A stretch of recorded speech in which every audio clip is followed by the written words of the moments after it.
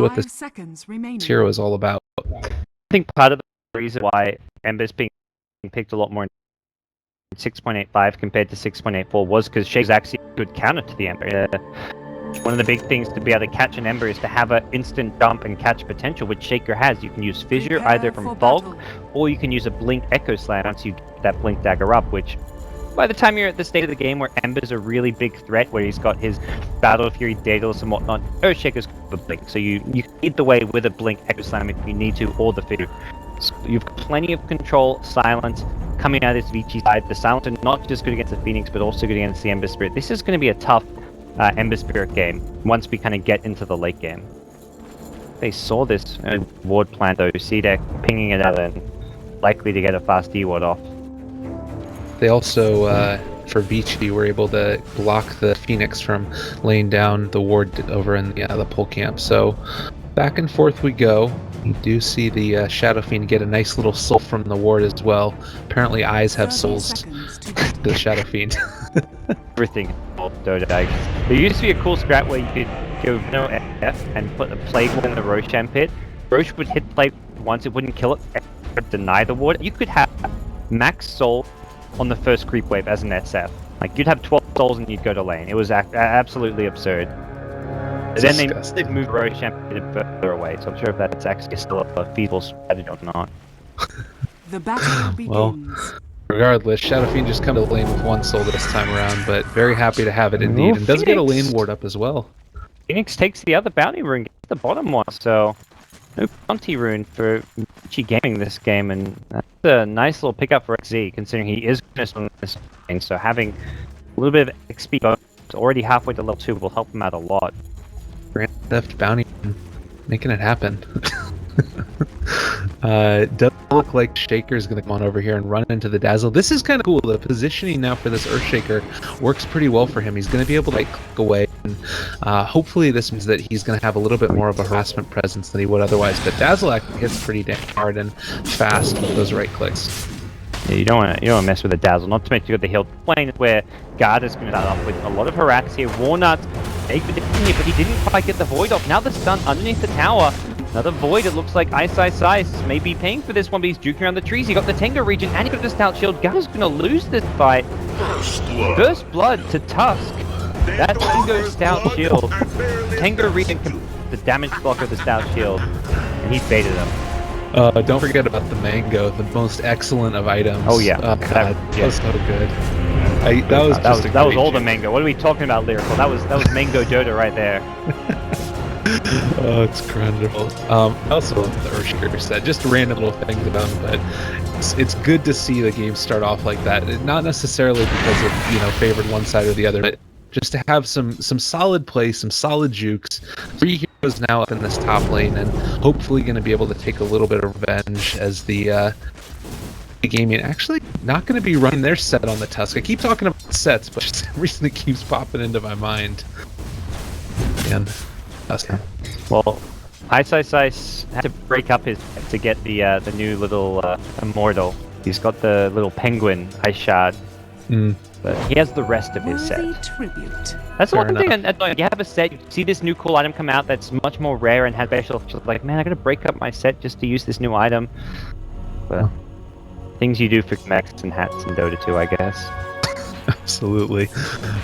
Dazzle is the Night Stalker just going to be able to get the little side pull off, and hopefully the Eagle will get a couple of those last hits. Didn't quite get the Hellbear Smasher, unfortunately. Dazzle, I believe, picked that one up, and always the battle that ends up coming out in these little engagements is how well you're going to be able to contest the pulls. But Tusk has already gotten level 3, so it's pretty comfortable, and particularly if you compare that to where the Phoenix is at, having to move on over into the mid lane, just now picking up that level 2. He got level 2 by leeching mid experience. Was while getting a bounty rune. He really struggled just to get 100 experience points to get to level 2. Ice, level 3.5. So this is where Phoenix is just not a common or popular pick for the offlane. He really struggles to hold his own. He's got 0 base armor. He's got an escape spell, but he's got terrible base damage. He can't trade right clicks with support and just doesn't have any way of kind of pulling back the creep equilibrium. Look at what Tusk can do with the Ice Shards trick. You look at what Clockwork can do with the Cogs.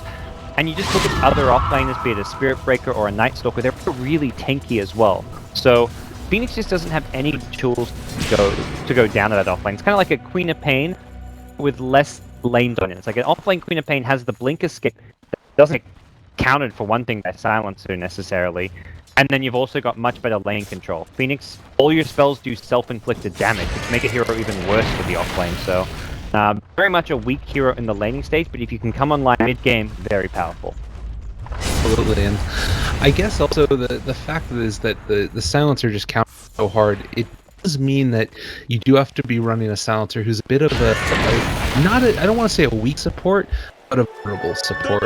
If you take a look at what these other heroes are, particularly the Night Stalker, if he's able to get up the levels and he is starting to get the pulls through, he can jump on top of that Silencer and really inflict a lot of damage very quickly. So there's not a ton of jump. The Ember Spirit is the other one I'm thinking about here, who when you get those Fire Remnants out, there's not really a great escape mechanic for the Silencer. So that might be some little consolation prize, but again, to fight your off lane for maybe having a vulnerable support still doesn't seem completely worth it, but hopefully going to be able to find the farm that she needs. Another Dire Observer on the high ground at mid. This one is getting scattered up by this sentry, so see the sentry expire, and I don't know if VICI Gaming have caught vision there. They'll see this ward in a second. Yeah, I believe the sentry saw right before it expired, and we may see another sentry come out mid lane just to take it out, but SSI is spending a lot of time around this mid lane to try and get some XP. XZ. And speaking of Phoenix, we'll take last word, Vision Blocker. Be okay. Just messing with them, getting inside of his head. When you're already level 2 at 5, you bit of a flutter spot, and also getting fitted blocked in.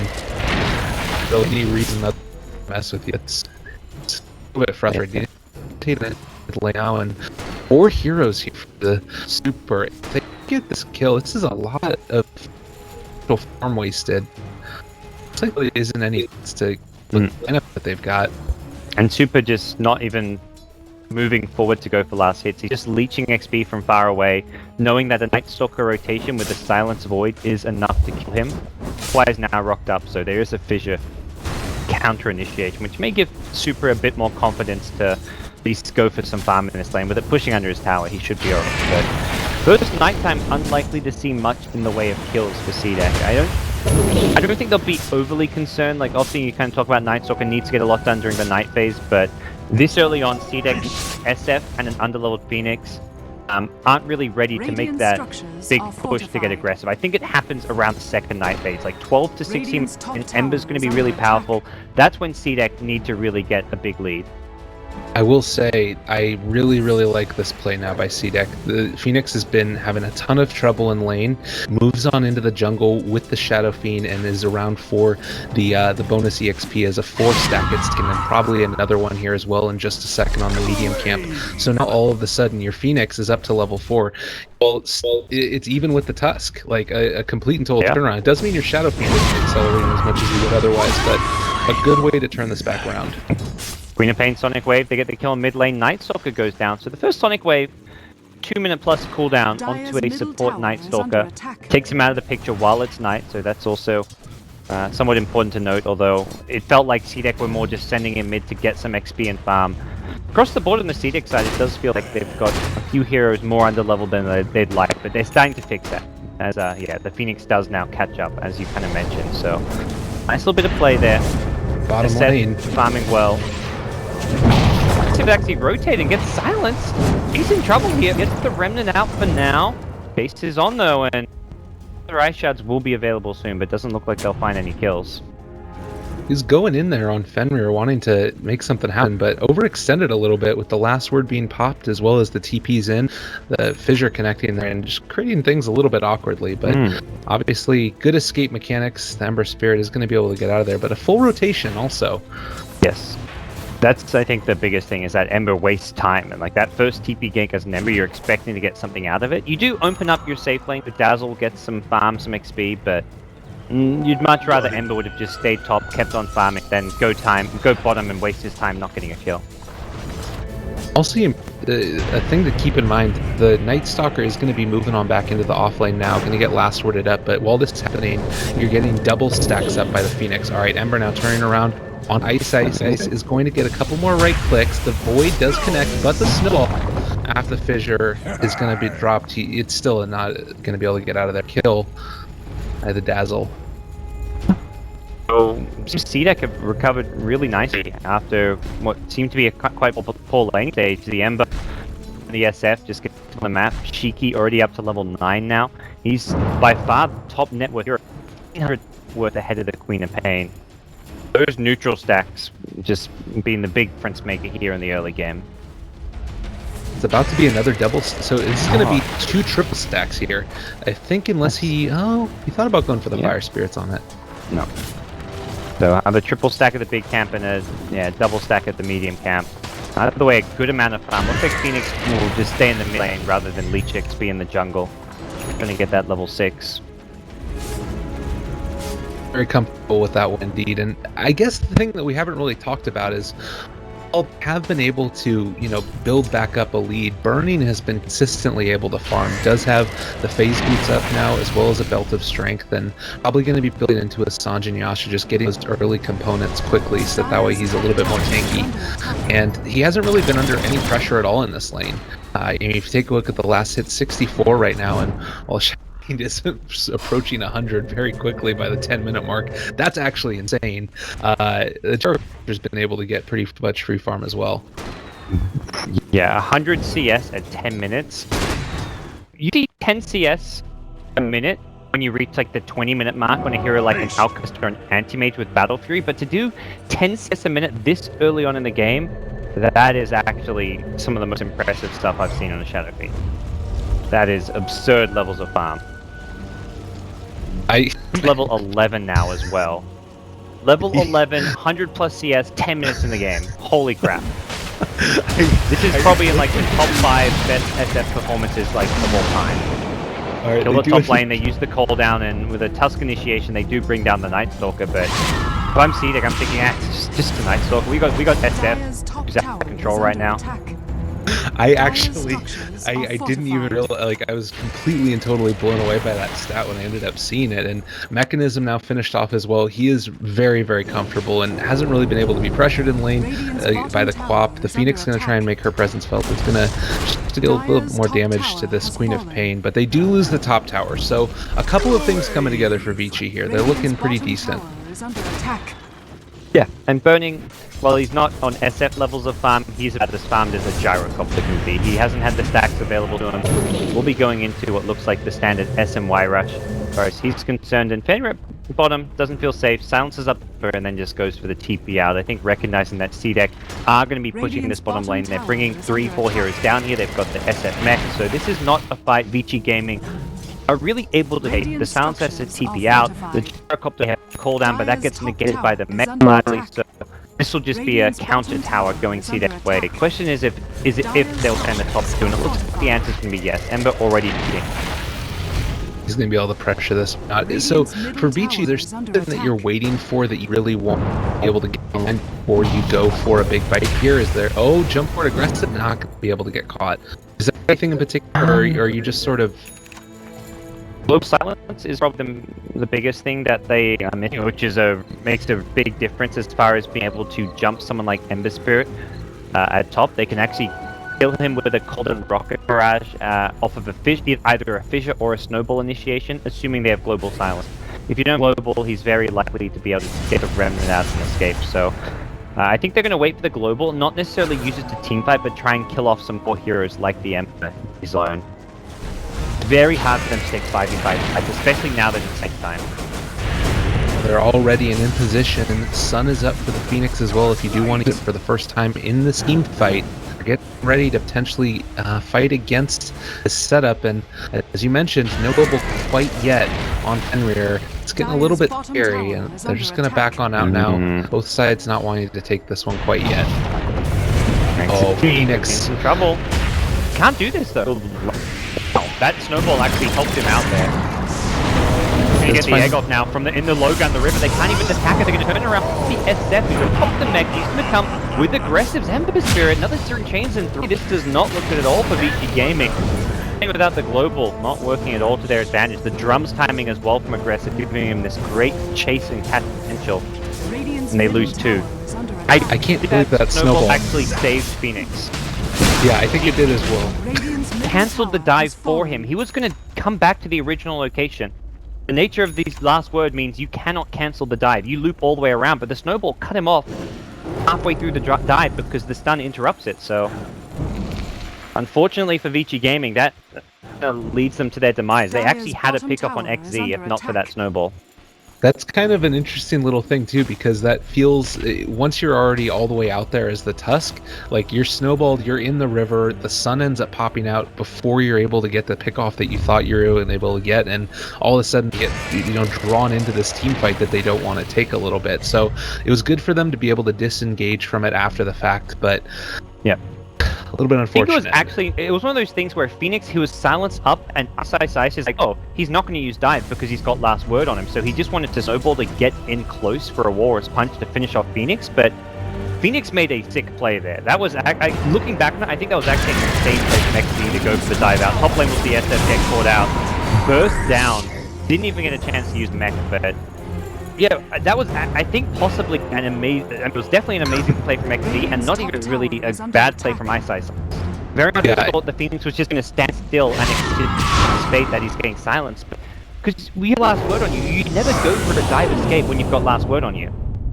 Yeah, definitely. Global Silence is going to be popped that time, probably saving of Pain's life. He would have potentially been able to throw out those little spirits as well as get the sun off. I don't know if it would have been enough to kill, but it certainly would have been close with the follow-up coming in from the Night Stalker as well as right clicks. So we do end up blowing the Global Silence here. A very long cooldown on that one, and we saw what ends up happening if you try and fight into a big, scary lineup like CDEC without it.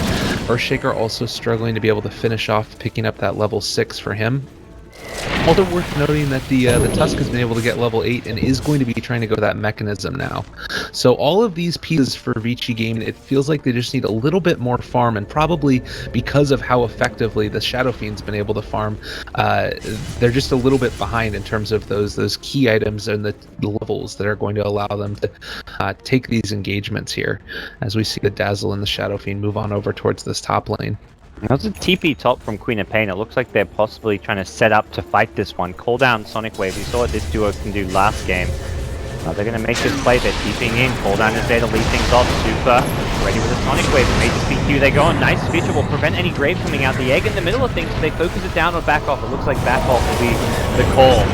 No ball on him. Will dodge the Phoenix Sun. Now the call down is already gone. Call down Grave. Sonic Wave Scream Super unleashes a huge amount of damage here. Unfortunately for Jara and Tusk, they actually snowballed into their own death, so there's no follow-up here, and Super forced to back off. The mech advantage proving to be too much. Only a Dazzle kill. That was with Dream Sonic Wave, and it's not just going to be 2, it's going to be a 3rd kill going the way of CDEC now, with Queen of Pain dying as well.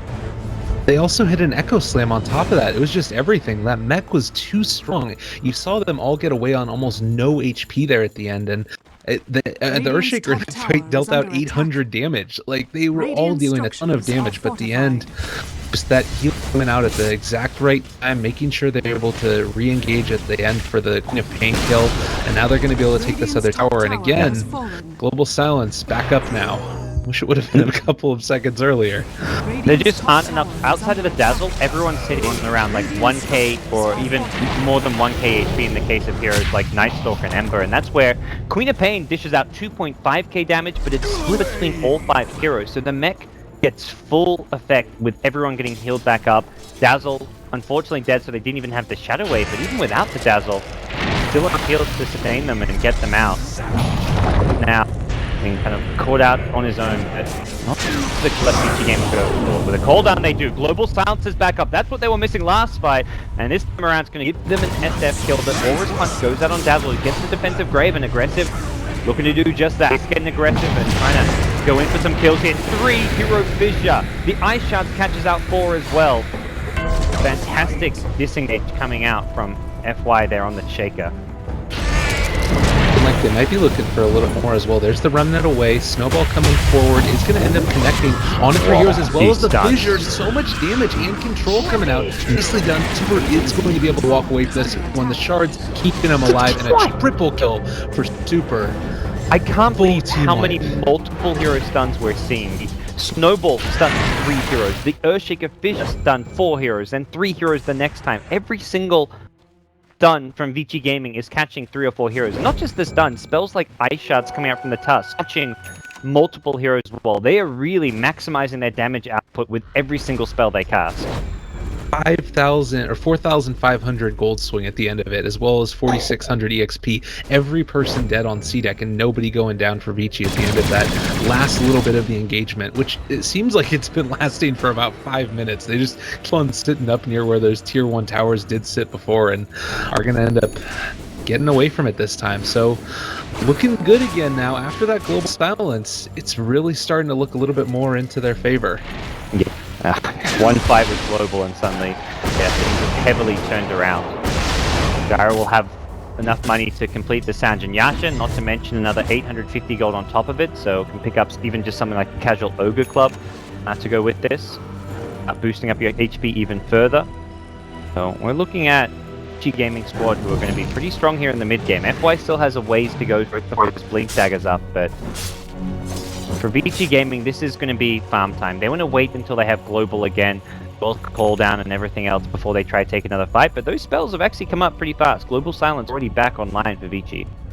Well, it's because that fight was so long. Like, they used it at the very beginning of it, and, well, not the very, very beginning, but the sort of the second half of the beginning, they were able to toss it out there. And Silencer here as well is going to be going for that Shadow Amulet, so wanting to keep himself alive when they're in good position to do so. The BKB timing versus the Global Silence is going to be important to keep an eye on, and now he's going to be able to run away from this one. Last word going to hit, but really going to be a problem.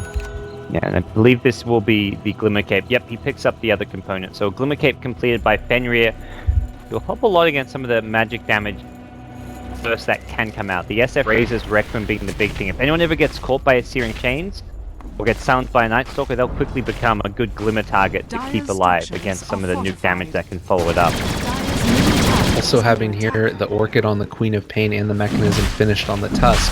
They're really going to be ready to fight as soon as they end up getting all of these spells off cooldown. They are now there. Oh, Night Stalker is a little bit separated from the herd. The Queen of Pain jumps on top of him immediately, gets the silence down from the Orc, is going to end up popping to the last word, I do believe. Sun down on top of everybody. The Snowball is going to be able to keep him alive, I think. Oh, jumping away. They're taking no damage, though. Oh, they're in trouble. Fenrir taking a ton of it. Global Silence coming down might be a bit too late. Are going to get a multiple hero stun yet again with the Fissure. Queen of Pain going away, and now FY needs to get out of there. Echo Sling, to what end? Oh, Super now getting bursted down. Is going to be able to blink away from it, though. Shallow Grave maybe a little bit preemptively. I think that they get the chains. Oh! What? He's going to go for that. Yeah, Sleight of Fist. Could have gone for the slight chains, I guess. Didn't feel confident in it. Maybe didn't know about the Orchid timing, but yeah, I think he actually had that kill. Aggressive, normally very on point with his Ember Flipper. Not that time they're not willing to go for the aggressive kill. CDEC, that Phoenix Egg was just an XZ making plays happen on this Phoenix, because that fight looked really bad for CDEC. They actually had 2 heroes, SF and Dazzle, in the Roshan pit when the Night Stalker got caught out. Ice got a great shards off and like blocked Shiki into the Roshan pit, taking Roche damage while they were going on the Night Stalker. So it looked like a really bad fight to be taking until Phoenix came in and hit the egg of a lifetime. The Snowball from Tusk kind of working against VICI Gaming, not for the first time this game as well. Oh god, and they're going to end up going right on into the Aegis Saturday. The mech does end up coming out. They're jumping forward again with XZ. It looks like they're going to at least chase them away for now. Oh, the shards break the Aegis. A 3-hero Fissure as well. Oh god, the cooldown on top of Gyrocopter is going to be able to keep them alive a little longer. Now BKB pop by Shadow. He's going to go crazy. They're back in. There's no fire in this house. They've got Rocket Barrage as well that'll break through the flank guard, and the kill on the Ember as well. And now Fisher comes in and Shiki's blocked in. He's got no speed. That's why I say, guys, come on, I've caught an SF. Do something about it. Burning here with Rocket Barrage, and that'll be enough to put down the Shadow Fiend. What a re-engagement. This is such a back and forth game. VICI Gaming team wipe, then CDEC Gaming get a 3-for-1 for Roshan, then VICI Gaming get like a 1-for-4 trade. This is just one team wins a fight, it means they're going to lose next fight, it seems. That was really strange. So I wanted to talk about something more about that little engagement beforehand, but we ended up going to another huge team fight. One thing about the Sun there as well, you sort of felt their nerf that came about with Tusk the lower duration for how long before the snowball ends up latching naturally, because he would have been able to get that, I think, in 6.84. Oh, that's a catch on the Dazzle. He's going to end up falling it again. I do believe Global Silence does end up getting popped. No ability for him to TP away as that Grave does wear out. And then the other thing was, I think that the reason that the Ember didn't end up going for the kill on the Queen of Pain at the end was the last second they were able to burst down Roshan. VICI was almost at the door to be able to contest it. Maybe if you end up committing the Ember Spirit and the other hero that was there, you're not able to get Roshan quick enough because of how short the respawn timers are. Absolutely, and from their point of view, getting an Aegis is more important than a Queen of Pain kill, so I can definitely see the reasoning there for their team. I think the one thing they made for VICI Gaming where the fight went wrong was, instead of going for the Snowball there, they should have tried to focus down the Supernova. It was a level 2 Supernova, but they had 3 heroes next to it, so all 3 heroes could have just tried to attack it down. Unfortunately, the Gyro with the BKB is the one that they really need for that. Top lane, there's going to be a TP coming in aggressive with boosted travel, rotates up top. Supernova this time can't be dealt with, I feel. Super right-clicks it once and then quickly realizes, oh wait, I'm on my own. We'll back off. And I thought about the re-engage with the shards Super blinks as forward. well as the fissure, but they're going to be able to walk away from that one. These fissures have just been insane from FY. I'm just losing count of how many like that last fight in the jungle, he hit another, I think 4 hero fissure. I'm not sure if he hit the SF before the Aegis proc, but even with the SF Aegis proc, he hit the other 3 heroes who were still alive. Like that was just insane damage output, and also splitting up the fight. There's like 1 or 2 heroes on one side, a hero on the other side, and lead the fight for the, like, opens up fight Queen of Pain just to go blink in aggressively and get a ton of much stealth. Clean up some of those squishy spots. What it is, I think, it's the Golden Immortal Totem. I'm definitely going to be it's all on the commit. Pay to win, definitely. I like the Dragon one, the one from the Chinese New Year event. Yeah, Spring Festival. That's my preferred totem. Can't remember what it's called. Well, Like does have a like blink Chinese dagger Dragon or something.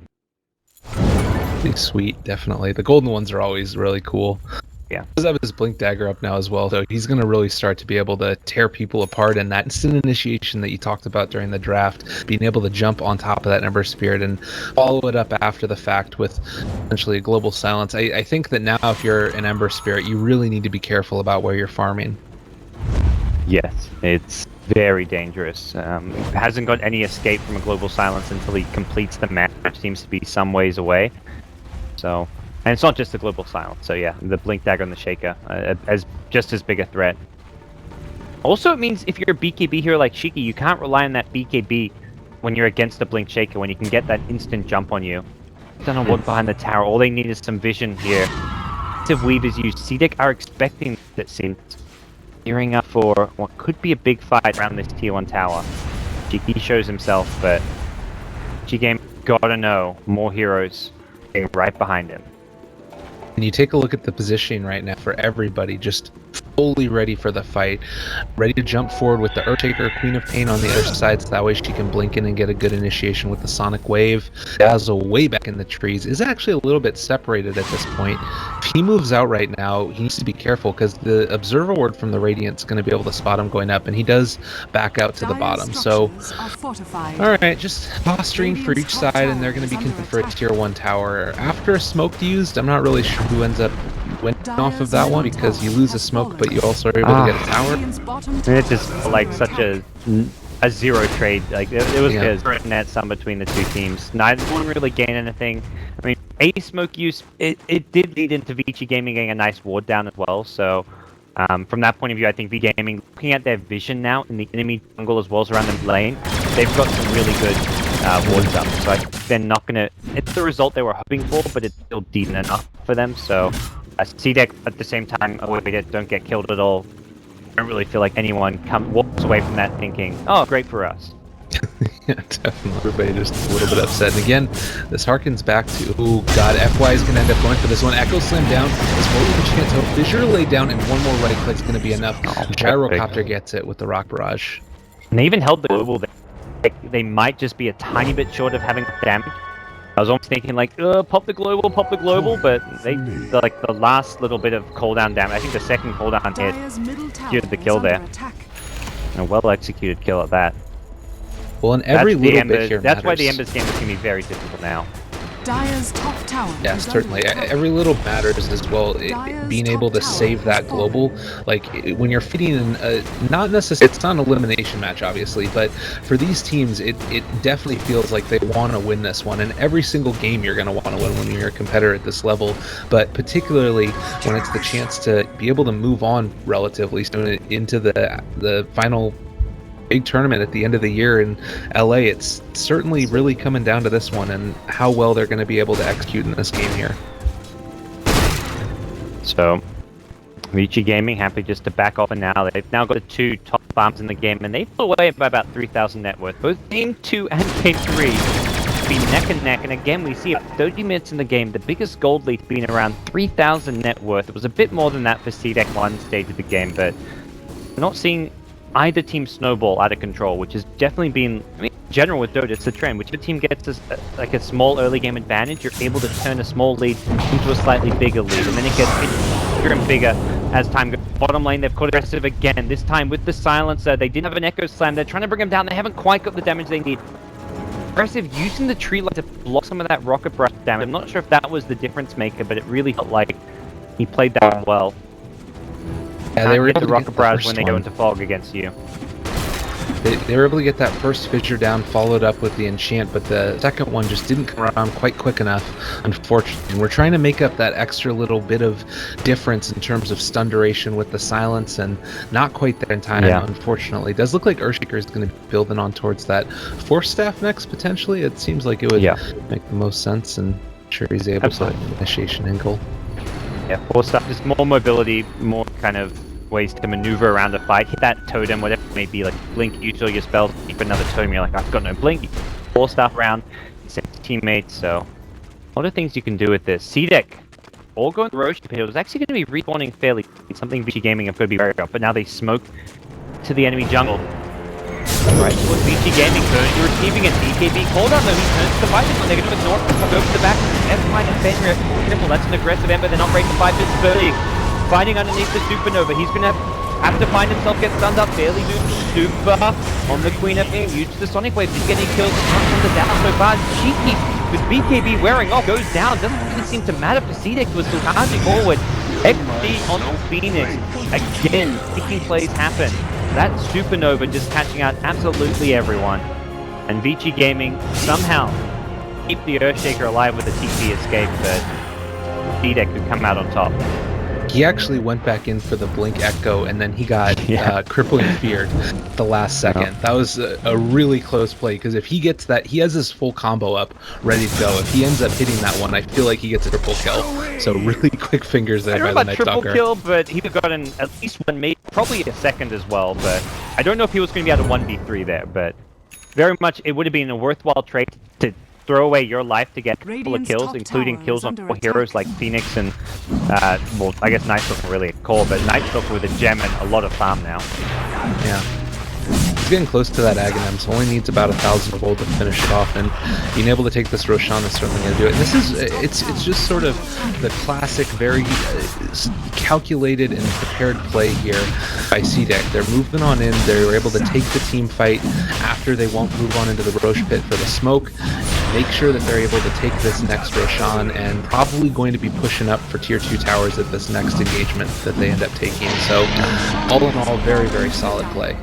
I think we're partially seeing how VICI Gaming are a little bit weak right now, even with the BKBs. They've got this double BKB on Quap as well as Gyro, but they haven't got that secondary item on top of it. It feels like Queen of Pain really needs the Shivers. Gyro has the Dominator, but is really going to need, I'd say, a Butterfly just for the extra attack speed. Not once this game have they brought down the Supernova. This has just been their undoing in every single fight. XC's Phoenix, hands down my MVP so far, as far as CDEC is concerned. I think without him, they'd have just be getting crushed this game, and that's where, I mean, you look at either team, VICI Gaming, I think, have been much more well-rounded and solid, but XZ has been a huge playmaker this game.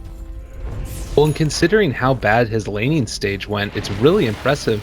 Also, he's only had once. He's gone 1-1 and 11. Yep. That's perfectly fine for your offlane hero, who's now level 17 with a level 3 ulti. Like, he is. I am really, really impressed. I think generally part of it as well, though, is the fact the whole team CDEC sort of rallied around him by being able to get those stacks on up in the jungle, and then after the fact bring him up there to make sure he got the farm that he needed, because they knew that this was the extra little oomph that they were going to need to take these team fights in the mid game. So really, really good game management in terms of prioritizing the farm that they need for the offlane. Well, VICI game, I think after that fight and the fact that now the Aegis is in the hands of the Shadow Fiend, we'll be going back to that kind of farming state. Burning, farming out the Ancients, talked about how it does feel like both he and Super need that one extra item before the raid of hidden. Question is trying to get to that item without giving up too much. If CDEC suddenly have Ag Scepter or Night Stalker, which they definitely will, along with other big scary late game items, then you've got problems. Shadow Fiend himself has picked up an SMY though, so it's like going for the pure late game build here, is stopping off at an item which can help them take towers, and presumably CDEC will be looking for these tier 2 towers during the iteration, although for now they're not really showing it. I think it's because they want the vision advantage. They haven't got an Ag Scepter yet on Night Stalker. Having a Night Stalker with Ags and Aegis, that's time where you just smoke and go for a big play. Oh, bottom lane, they're going to be able to find for Spirit yet again. Everything's thrown out. That's huge. Oh man, that's... I really feel like CDEC were just about to go for a smoke off. Guard is headed back to base. He's just going to sell an item to get his Ag Scepter plus TP. Yeah, he's one, buys the Ags, picks up a TP. And this was going to be time to smoke. You've just got your Ags on Night Stalker. You have an Aegis. You want to smoke and go for a fight. And Ember being dead for the next 6 seconds, that kickoff matters a massive amount. That changes a lot right now. And VICI game are actually going on the aggressive despite CDEC having an Aegis. And this could be a little bit dangerous. Ember also doesn't have a buyback. They don't know this, of course, but they are going to at least have some idea since he's not buyback right now. Still going to be 5-on-5 considering the Aegis backup. But if this fight lasts longer than 2 minutes, it's going to end up being reclaimed beforehand. Vision advantage is going to be in the way of CDEC now, having that unobstructed at the nighttime. Question is, do they want to take this team fight? And it seems like it might be a little bit scary to actually go into it. We do have the crit up on Shadow Fiend as well, so investing in these little items just to give them whatever advantage they possibly can. And that's where they wanted to get whatever items they could get this smoke gank as possible. So to go back to the Ember gank picked off, this really hurts the overall CDEC strategy. So instantly TP mid, and they smoke. Was that underneath the ward? I don't know. It's Radiant Ward. It's during darkness. Did not see anything at all. So immediate CDEC making a move. Flying Super here. He's got a BKB. Pops it, can blink out. So smoke gank avoided. Courier does get aggressive. Daisy. Ooh, that was actually a pretty rich on courier. Is that the what, butterfly or something on there? AC. Super actually going for an AC, not a Shivers. His completed AC was on there. Oh boy. That means he's been playing 3 minutes without an AC outside of VICI game. That's really huge. So trade essentially a tier 2 tower for a tier 2 tower. The other 2 towers still standing for VICI. Only 1 up for CDEC. So going to see the split push game come out a little bit as the Earthshaker moves his way, just sort of Radiant's top tower is to under see if he can attack. diss, but he does need to be careful and make sure he comes on back with his full combo, because I guess the Aegis is going to expire before they're going to go. Yeah. I think it's bounce now. And they know that there's no high push coming. Earthshaker's going to be careful because, yeah, travel means this is for the kill. Not again. Not like this. Aggressive. Or one in the jar. Blink, Echo Slam, Conway. They've taken him out once more. Got a lesson. This is third time now he's being picked off by himself in that exact same fashion. Once to the top lane, once to the bottom lane. There was one which he actually survived. So there's been about 4 plays the same move. 3 of the 4 times he's died. I would say, like, if it's 2 of the 4, like, okay, that's excusable. But 3 or 4, that's just becoming too much. Very much a very smart play from FY. FY was anticipating that TP because he was already in position to make that jump. Like, as well as Queen of Pain, both players were very close to where he TP'd into it. FY's the Ember aggressor is probably thinking, it's like, oh, there's tier 2 tower bottom. If you see me TP, they can only react by going to the town, but they anticipated the move, predicted where he would go, and were ready to jump him. But still, I feel like Ember, you've just not got. You got to stop giving up these kills. It is. I agree with you again, though. How really impressive is the anticipation there. It sort of reminds me of a chess play to a certain extent. You expect what the opponent's going to do, and then you get an extra move based upon that. And Yes. really cool to be able to see that type of play in a game that's as fast-paced as Dota, because it's not often that you get enough time to really think about what the next move is going to be. You're almost always constantly reacting, and you get a general idea of when your power curve is going to be very strong or whatever. But to be able to find that type of sort of presence of mind to really make that play, really heads up there by VICI. And I think that they keep finding those pickoffs on Ember. He had just gotten to the lane. He got one sleight of fist out. It's a 6-second cooldown. Like, they're on him and he immediately. found the one wave, and I was like, okay, he finished that creep wave. He's actually going to be okay, but then pushed forward and went for a second. That was where he got too greedy. If he'd just taken the one creep and then backed off, he showed himself on the map,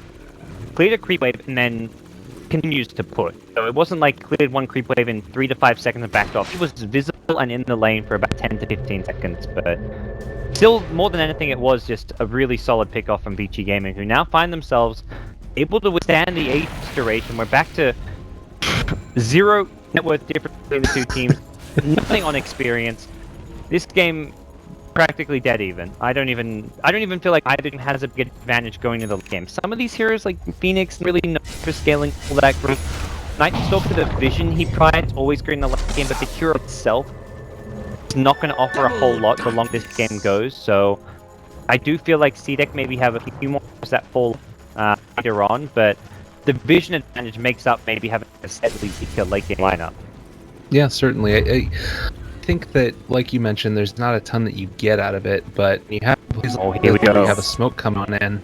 This could actually sort of negate that vision advantage. You're feeling comfortable. Oh, it's daytime now. They timed this for the daybreak. Echo, FY catches up Q and got off the 2 supports instantly. Global silence holder here that one. BKB. Good response from him, and he also keep his out. He cut their losses was as bad as you could hope for CDEC, considering that we got. 3,000 gold on top of this Earthshaker as well now on top of this. Like, they're really going to start to be able to get the items that they need. And keep Force Staff up on the silencer. Across the board, I mean, the Roshan obviously is not going to respond for a really long time. It's a relatively long timer, but it does feel like they're at least going to be able to take this tier 2 tower and potentially just continue to build up a little bit more of that gold lead. They haven't really, as you said, it's back to even, but I feel like once these towers start to take it down here, or at least this last tier 2, they're going to be at least a little bit ahead. I see they're trying to make a play here. They are grouping up, have Nightstalker back in 5. Yeah, they're going to not make a play, but they will in the tier 2 tower. And for VICI Gaming, they've got to put up the top lane, then maybe apply some pressure in mid and bottom, and then they've got to come back wary of Roshan. Neither team knowing when Rosh is coming back. It could have respawned already for two teams know. Good news for VICI Gaming is they can camp a creep in there. One of the great late game benefits of having Helm of the Dominator is that you've got this just constant scouting creep that can just sit in Roshan and let you know should CDEC go to Roshan or should Roshan spawn. Absolutely, and ensure that they're going to have eyes on it. Is what you want to do. Oh, burning. and there it goes. Blueberry rune is picked up. He's got a bottle DD rune. Past the bottle from Super. This is actually one of those like late game options, which if you have a DD flak in a team fight, that is just such a big difference to your everyday normal flak. His base damage 166. He's gonna get a lot out of this rune. Backstop, there goes the Supernova. They may focus this one down with the BKB. Yep, bonus rune, and he's flacking while doing this. The DD rune just tears apart CDEC. They've lost both support. SF as well. Phoenix buys back 4-0 with a buyback. Double damage all day long, not to mention XZ's first egg, which seemed slightly out of position. VICI Gaming were just in a good position to focus it down. 2 BKB cores can just BKB off the Fire Spirit and then attack the egg while BKB, not to mention they've got plenty of attack speed, Butterfly and AC. That egg didn't stand a chance. This might end up being game defining right here. You end up losing all of those heroes so quickly off the back of it. Buyback stacks none up on the Shadow Fiend. The big Pertin's going to be in charge there. The Night Stalker does have it, but again, what's he going to be able to do? Catches on top of the Phoenix. He's going to fall. That's a dieback. 90 seconds, and now this is going to be Elena Barracks and potentially the game as well. All of the other tier 2s, at least on the top lane, are taken down. So going to lose the other set of barracks there. Moving up for the tier 3. Oh, and CDEC can only look back on alarm. Well, Ember's just gonna, I'd say, take tier 3 tower up top, just split pushing. I mean, there's nothing he can do to defend. If he tries to defend, he's mostly getting caught out by Earthshaker, and, well, we'll see them back off. FY will defend the top lane, doesn't even get the tier 3 tower just yet in the end, although Siege Creep may change that, but is VICI Gaming with a 4 racks advantage, poised to take the Game 3 decider here. And all it took was a few clutch plays and a clutch followed up double damage rune. Crazy how much that can just totally change the whole dynamic. Yeah. Now, that being said, we do have another potential. They're going for Roshan. They do end up tossing up the Igloo as well to keep them back off of this, but they're going to be able to get Roche. Yeah, it's time. Ice Shard is ahead of Scout. Roche is already down and picks it up. Oh, he's a snowball now. Looks like Ice wants to re-engage. Burning now folds it up. The silence is there. Garda does get off the nighttime, but the nighttime actually breaks open as Blink 4 from Super. He's got Cheese and a BKB still. Sonic Wave potentially could come out. Q. Raven, well, he'll have to accept his fate. Hey, Lyrical, this feeling like the end for Seed. Well, not quite the end. It is still the upper bracket, but definitely this stream is looking what it's going to been a good couple of games. In the end, it really came down to a bit of luck, some solid play as well. Be able to consistently find that Ember Spear was a very important point. The Phoenix was making really great plays in terms of being able to find him, but overall, I think the Earthshaker really making his presence felt with FY there and showing that this hero still can have some relevancy. Yep, and this was all despite the SF's amazing start. We'll see one last fight breakout. Super goes blinking in, still has the cheese to keep him alive. They take out SF, but SF with buyback, but it's not going to matter. The throne's exposed, and VICI Gaming forced the GG. And SF this game had 100 CS at 10 minutes and was level 11. This was one of the best SF starts you've ever seen in competitive Dota, and it still didn't matter. Not to mention one of the best Phoenix performances I've ever seen. Yeah, aggressive, didn't play his best game, but most times you have that kind of SF, those kind of plays coming out of a Phoenix, and even if your safe lane Ember just has an average but not amazing game, you still win because of how well everything else is handed out. But when you're versing VICI Gaming, that's the scary thing here. It feels like everything has to go right and everything has to be perfect for you to beat this VICI Gaming team right now. I am in awe of how well they were able to play this game and coming out with the really unique drafts, doing this also without really playing in any real games so far this patch at all, before we ended up seeing this past 4 that we've seen in the last couple of days. It's really impressive, the sort of level of skill that we've seen out of them, the crispness, the anticipatory plays, being able